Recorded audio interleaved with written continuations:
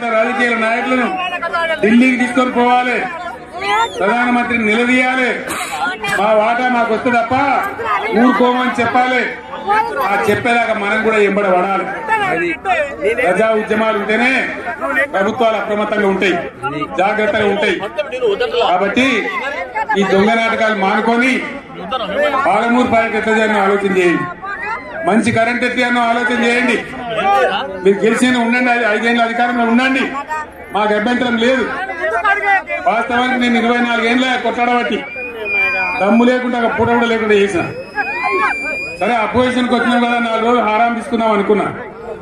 కానీ ఏం చేసిండ్రు, నల్లముఖం పిలిపోయి చచ్చిపోయిన ఎలకలు పట్టిందాడు.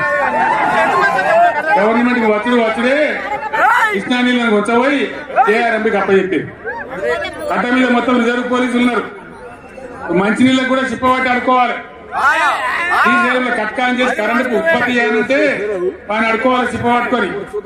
మనకున్న అధికారాన్ని వచ్చపోయి 9.5 ఏళ్ళు నేను కాపాడు.